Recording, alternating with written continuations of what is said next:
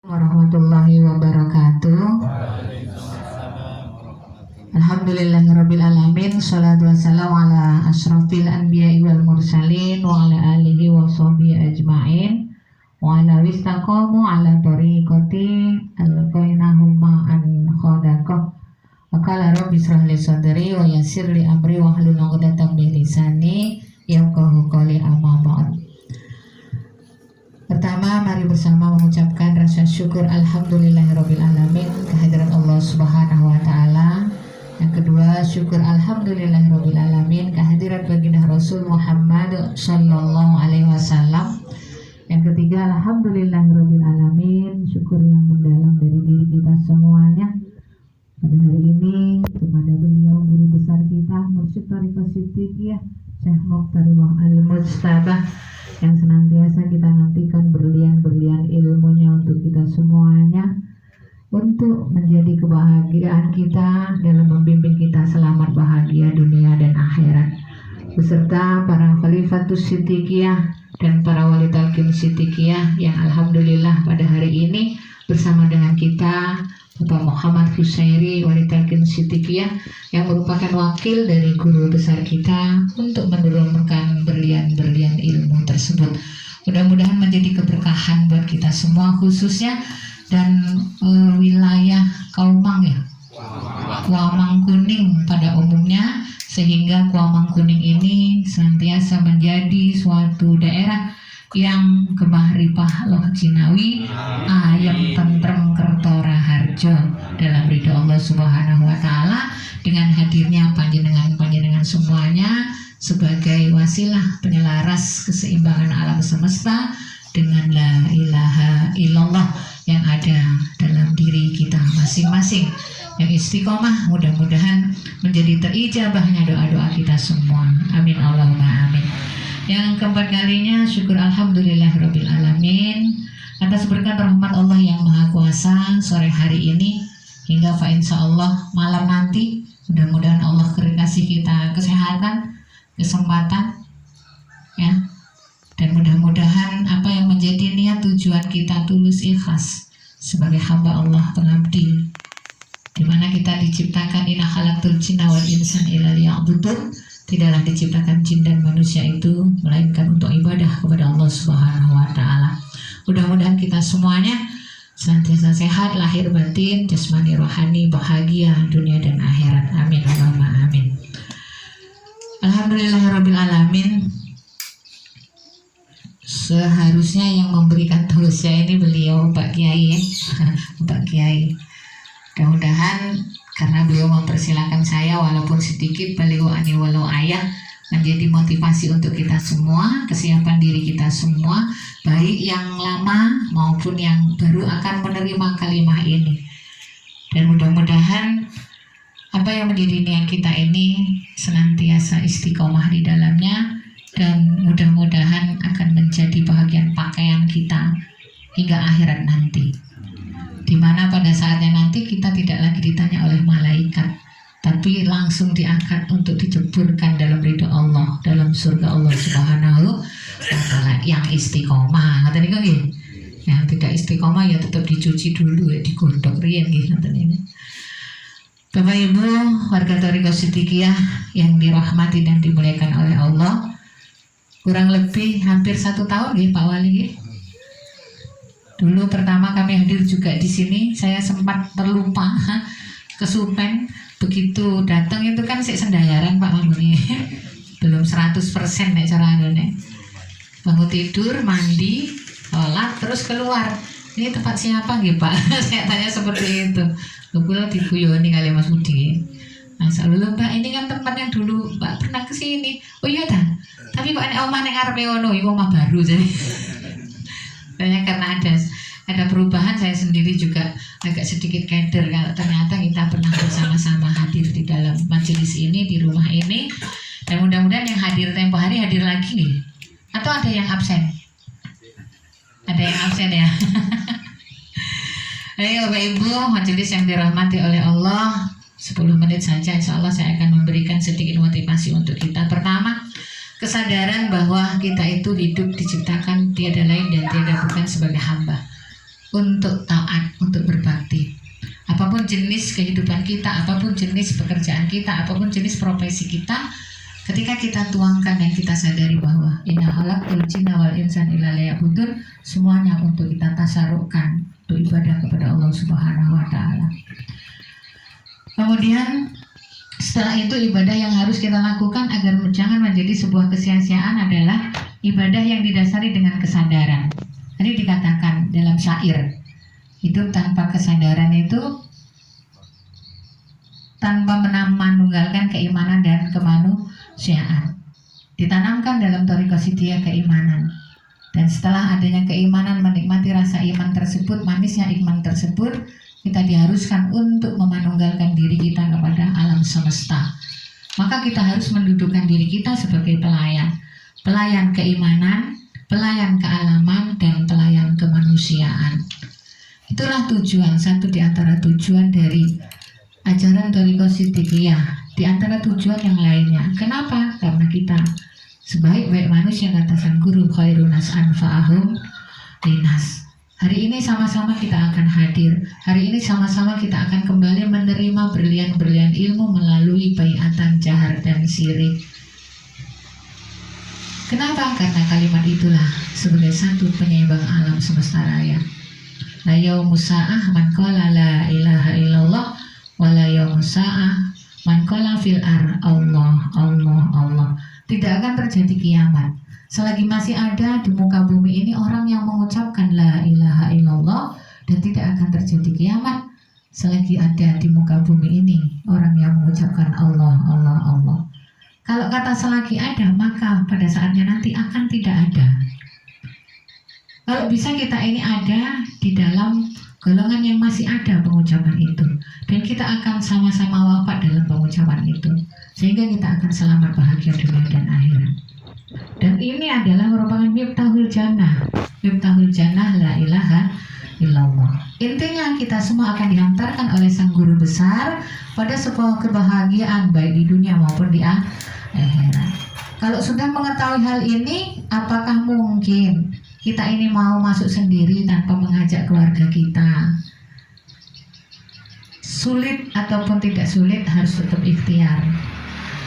Bukti cinta yang sesungguhnya adalah kita betul-betul mencintai keluarga kita itu karena Allah, bukan karena harta bendanya, bukan karena kecantikannya, bukan karena kedudukannya, tapi cinta kita kepada keluarga kita karena Allah.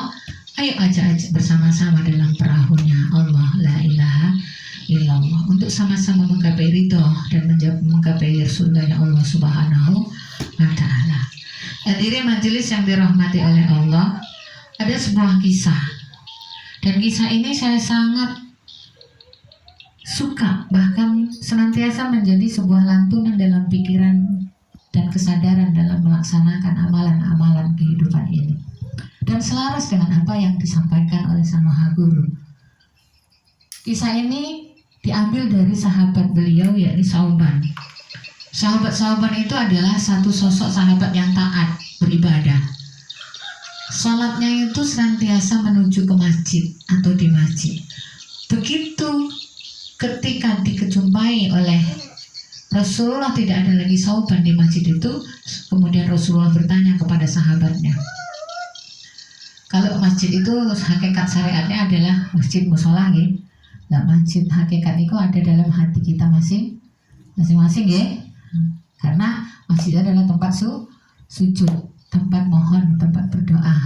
Kalau masjid kita kacau, ya, kalau hakikat kita kacau, maka akan menjadi kacau semuanya. Ketika tidak lagi dijumpai Sauban di dalam masjid itu, maka Rasulullah berkata, wahai sahabat, di mana sahabat Sauban? Sahabatnya mengatakan, Sauban sudah 3 hari tidak sholat, wahai Rasulullah. Maka Rasulullah mengajak sahabatnya untuk menjenguk sahabatnya Sauban di rumahnya. Sesampai di rumah sahabatnya Sauban, dijumpai oleh istrinya. Kemudian istrinya menyambut kedatangan Rasulullah beserta sahabatnya. Lalu sang istri menyampaikan, ya Rasulullah, Sauban sudah wafat. Sauban sudah wafat. Tapi ya Rasulullah, izinkan saya bertanya kepada panjenengan. Bapak Ibu hadirin semuanya, Ternyata ketika kita akan wafat, kita itu telah diperlihatkan oleh Allah gambaran tempat yang akan kita tempati di alam barzah itu. Jadi sahabat itu ternyata melihat gambaran barzahnya saat dia akan wafat itu. Lalu sahabat bertanya kepada istrinya, mengatakan sesuatu kepada istrinya, kenapa tidak lebih jauh? Itu yang pertama. Yang kedua, kenapa tidak baru? Yang ketiganya, kenapa tidak banyak? Ternyata Bapak Ibu, jarak rumah Sauban dengan masjid itu, dengan tempat mencari ilmu itu, dengan penerimaan tempat kalimat tauhid mereka seperti kita ini, ya kan ada yang ngomong berapa jaraknya Pak? 1 jam, ada setengah jam, ada 2 jam gitu ya. Ternyata Sauban itu 3 jam untuk mencapai suatu majelisnya, tempat masjidnya, tempat mencari ilmunya bersama Rasulullah itu 3 jam. Ternyata gambaran tabir ketika akan wafat di barzahnya nanti itu dilihatkan betapa besarnya pahala untuk mencari ilmu itu. Maka dia mengatakan kenapa tidak lebih jauh? Dia pengen yang lebih jauh. Nah, kita ini untuk isi baru setengah jam baru juga teko ya. Itu yang pertama. Yang kedua, kenapa tidak baru? Ternyata Sauban itu ingin berangkat ke majelisnya, mencari ilmu, menerima amalan dari Rasulullah ke masjid.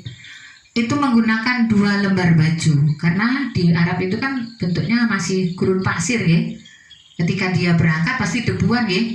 Jadi baju yang pertama di dalam dilapis dengan baju yang kedua. Ketika akan sholat, menerima wejangan, menerima ilmu, baju yang penuh debu itu dilepas, dia pakai baju yang bagus. Itu. Setelah melaksanakan itu dia pulang ke rumah. Di tengah jalan bertemulah dengan fakir miskin du'afa yang tidak mengenakan baju atau kebajunya compang camping. Lalu dilepaslah baju itu yang baru, bukan yang di luar, diberikan kepada orang tersebut. Ternyata apa yang dikatakan, kenapa tidak lebih baru? Ternyata memberikan yang lebih bagus terhadap sebuah hal yang baik itu akan mendapatkan gambaran pahala yang luar biasa di sisi Allah Subhanahu wa Ta'ala. Terus yang ketiga, setiap pergi ke masjid, ke tempat ilmu itu, tempat Rasulullah memberikan ilmu-ilmu kepada para sahabatnya, dia membawa bekal 1 buah roti. Dan rotinya itu sebagian dimakan, sebagian diberikan kepada orang miskin yang dia jumpai di jalan. Dia mengatakan, kenapa tidak lebih banyak? Kenapa saya tidak memberikan roti ini semuanya kepada fakir miskin itu? Kenapa harus saya makan sebagian?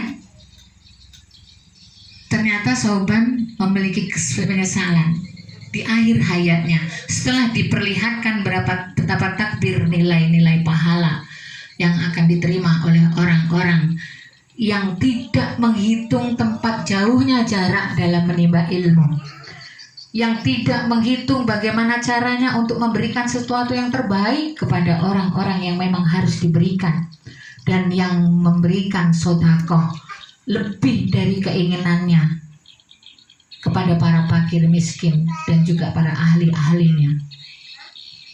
Alhamdulillah, pelajaran ini sudah diberikan oleh Sang Maha Guru. Apa kata Sang Maha Guru? As-sodakotun ajibun. Di dalam sodakoh ada keajaiban. Di dalam sodakoh ada keajaiban.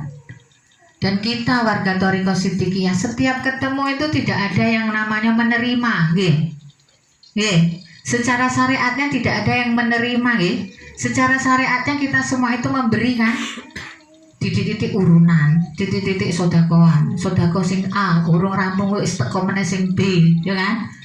Kata niku, kemarin ada sodako Cianjur, sekarang ada lagi kemarin ada sodako kewajiban kesanggupan untuk Masjid Raya Fathan Mubina.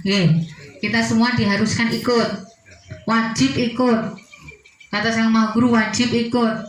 Kemudian ada lagi sedekah Taman Thariqah Shiddiqiyah, setiap bulan harus kita ikut. Kemudian lagi ada sedekah dan lain-lain sebagainya. Kenapa? Inilah yang akan diberikan oleh Sang Maha Guru kepada kita semua. Di akhir hayat kita nanti, kita akan melihat betapa tabir pahala yang luar biasa hingga membuat kita tersenyum bahagia meninggalkan alam semesta ini, sebab tabungan kita sudah banyak di alam akhirat. Oleh karenanya ayo kita sadari, satu botol air minum, satu gelas air minum yang disuguhkan kepada kita semua saat kita melaksanakan majelis seperti ini, betapa luar biasa barokahnya dari Allah Subhanahu wa Ta'ala. Oleh karenanya jangan segan-segan. Kalau rumahnya memang harus dilaksanakan kausaran, jangan pernah takut. Kalau harus mengeluarkan air minum pada saat memang bagian kita, segelas air minum saja sudah menjadi keberkahan yang luar biasa. Inilah Siddiqiyah yang tidak menerima uluran tangan orang lain, tapi senantiasa memberikan uluran tangan kepada orang lain. Orang Siddiqiyah dalam syariatnya miskin katanya dalam pandangan mata, tapi pada hakikatnya orang-orang Siddiqiyah adalah orang yang sugih-sugih. Contohnya orang Siddiqiyah omahnya seenlek, reot-peot, tapi dalam program Dibra memberikan rumah layak huni yang nilainya 60-80 juta. Omahnya dewek wis ora ke rumah. Contohnya omahnya Pak Wali sampai saya nggak tadi. Apa yang dipikirkan bagaimana memberikan agar program rumah layak huni terus berjalan? Betul apa betul? Baik, betul apa betul? Maka jangan pernah berharap di Siddiqiyah ini sesuatu dari suatu majelis. Kalau di umum mohon maaf, saya adalah satu orang aktivis, organisasinya banyak, NU saya ikut, BKMT saya ikut, Al-Hidayah saya ikut, BKPRMI saya ikut, Himpaudi saya ikut, IGTKI saya ikut semua, tingkat kabupaten dan juga tingkat kecamatan bahkan kelurahan. Rata-rata semuanya itu bisa bernapas karena ada anggaran, ya kan? Lah kalau kita dituntut kesadaran untuk sedekah, karena betapa besar, betapa indah hasil dari apa yang kita lakukan. Bahkan dalam suatu hadis dikatakan, Mas ya, kalau nggak salah ya Mas ya, mungkin sampean sudah belajar ya. Satu di antara ada orang yang wafat pengen pulang lagi ke dunia untuk apa? Bukan mencari istrinya yang cantik, bukan mencari suaminya yang ganteng, bukan mencari hartanya yang berlimpah-limpah, bukan mencari jabatan kedudukannya kembali untuk dirinya, tapi ingin sedekah. Dan semua itu harus diliputi dengan kesadaran, dengan hati yang bersih, dengan keikhlasan, dengan cinta yang tulus karena Allah, yang tentunya cinta itu tidak akan bisa diperoleh tanpa dasar kuat ketauhidan kepada Allah Subhanahu wa Ta'ala. Kecintaan kepada Allah, kecintaan kepada Rasulullah, kecintaan kepada jihad fisabilillah. Dalam pelajarannya juga disampaikan, boleh engkau mencintai suamimu, boleh engkau mencintai anak-anakmu, boleh engkau mencintai harta bendamu, boleh engkau mencintai rumah-rumahmu, boleh engkau mencintai perniagaanmu dan pekerjaanmu, boleh engkau mencintai semua isi di dunia ini, tapi ingat, cintamu kepada Allah, cintamu kepada Rasulullah, cintamu terhadap jihad fisabilillah untuk menegakkan kalimah kebenaran, balighu anni walau ayah, kulil haq walau kana muron, harus lebih dari cintamu terhadap yang lainnya. Jadi cinta kita kepada Allah, cinta pada Rasulullah, cinta kepada perjuangan. Kalau kita perjuangan di Thariqah Siddiqiyah dengan seluruh programnya, itu harus lebih tinggi cinta itu daripada kita cinta kepada suami, istri kepada suami pada istri, istri pada suami, pada harta kita, benda, jabatan. Karena semuanya itu adalah sebagai wasilah, lantaran hasanah dunia untuk mendapatkan hasanah akhirat. Rabbana atina fid dunya hasanah. Wajib. Guru kita juga ada bisnisnya dan sukses ekonominya. Ada juga tentang kesehatannya, punya rumah sakit. Enggak cuma wiritan wae mah guru kita. Guru kita punya apa? Bisnis Yusro Hotel. Ada kan? Untuk apa? Untuk perjuangan Thariqah Siddiqiyah. Punya rokok, pabrik rokok ST Mas, kita Mas. Indonesia Raya Mas itu Mas. Di situ untuk Indonesia Raya, bukan untuk Siddiqiyah. Artinya dipersembahkan untuk negara tercinta Republik Indonesia. Pajaknya 1 miliar 1 bulan jadikan pajak itu Mas. Apalagi bisnis yang lain. Banknya berbentuk koperasi khosanah dan tajrim naf'ah. Jadi tidak usah minjem ke bank-bank umum, pinjam aja ke tajrim naf'ah. Pinjam aja di khosanah. Syaratnya jadi anggota dulu. Gitu kan? Kalau pengen modal daripada kerentenir, mohon maaf, pinjam aja ke tajrim kita. Thariqah Siddiqiyah. Dalam pendidikan apa? BTQ, pondok pesantren. Jadi guru kita mengajarkan kita, Robbana atina fid dunya hasanah wa fil akhirati hasanah wa qina azabannar. Bu kesel Bu, ya memang urip iki ya kudu kesel. Nek kelem kesel ya wis mati ae ngono. Nek siap karo segala konsekuensinya. Bapak Ibu hadirin majelis yang dirahmati Allah, ini saja yang saya sampaikan. Ayo kita pondasi diri kita dengan ketauhidan. Kita sadari bahwa kita ini adalah pelayan. Dan mari kita bersama-sama menuju keridhaan Allah dengan bersama-sama melaksanakan perintah-perintah dari Sang Maha Guru, jahar syirik jangan ditinggalkan dan lain sebagainya. Mudah-mudahan apa yang saya sampaikan menjadi sebuah kebaikan ke depannya untuk kita semuanya. Insyaallah, mohon maaf atas segala kekurangan. Pada Allah mohon ampun. Assalamualaikum warahmatullahi wabarakatuh.